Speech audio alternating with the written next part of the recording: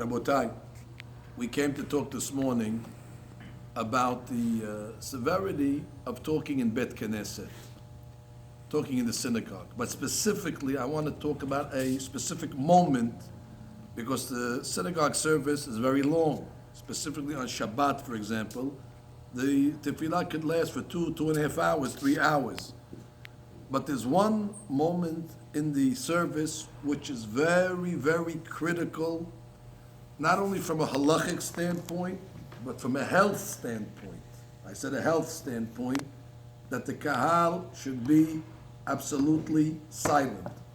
And I'll tell you, the halachic is what the Shulchan Aruch talks about, the isur, the restriction against talking during the Sefer Torah. Not only is it asur to talk during the Sefer Torah, but Shulchan Aruch says it's asur to talk even between the aliyot. I saw Rav Moshe Feinstein, alav shalom, when I prayed with him. In between aliyot, he would open up a Mishnah, and he would read the Mishnayot very quickly, and the second they would start the reading again, he would close the Mishnah and go back to the Chumash and follow inside. That means whether you're a Moshe Feinstein or you're a regular simple Moshe from the street, when the Sefer Torah is being read, the halakha says nobody has a right to do anything else but to listen to the Sefer Torah. That's the halakha. Everybody knows that. We had a big rabbi here in the synagogue once, if you remember the story, Rabbi Shlomo Busu.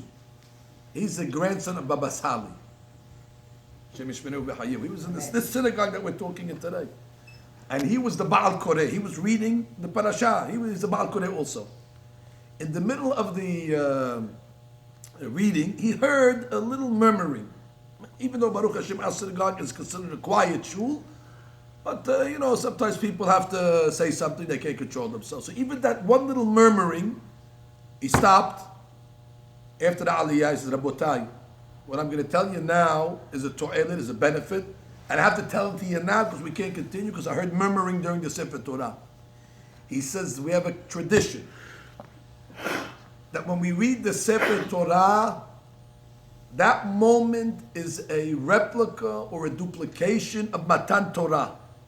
And he goes on to say, he says, the teva that the Torah is on is like Har Sinai. And the Sefer Torah itself is like the Luchot. And the one that's reading it, Kivyachol, it's like coming out of the voice of HaKadosh Baruch Hu. And he went through all the different details, how this moment of reading Sefer Torah is Ma'amad Har Sinai. And what does it say when God gave the Torah? It says at the time that God gave the Torah on Har Sinai, all the sick people and all the wounded people, all the people that had blemishes, they were cured. Just make a calculation. When we came out of Egypt, we were slaves for 210 years. Even though we came out of Egypt, but people had to be beaten up. People had to be missing limbs. People had to, Hashem Shalom, had problems with their eyes. People must have had internal issues. Just for the mere fact that they were slaves for 210 years, the people got to Har Sinai, they were all beaten up.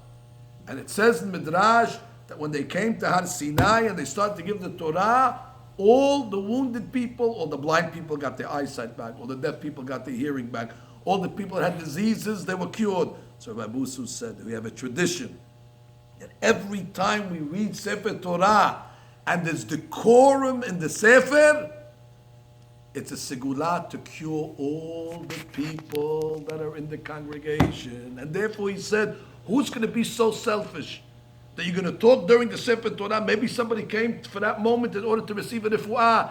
And he went on to say, I have stories that are tried and tested of congregations that accepted upon themselves not to talk during the Sefer Torah from beginning to end. And they had in mind certain names. They kept the names next to the Sefer Torah. They put a list of all Cholim, and they put and they said in the Zechut of this moment of Matan Torah, these people, and miracles, he said, happened. Miracles where doctors said, how was it possible that the person got better? And therefore he says, today Am Yisrael has a lot of Chas v'Shalom sickness, more so than other times. We hope it shouldn't be that way. But this sigula that he gave us, that the decorum during the Sefer is able to cure people. And he said, maybe somebody came to synagogue in order to benefit from that. Don't hurt the guy. Don't hurt the guy. And therefore I say, Rabotai, we need to mehazek ourselves. not only from the halakhic standpoint, but from the health standpoint, that keeping a proper decorum in the Bet Knesset can benefit us, not only refu'at nefesh, but refu'at guf as well.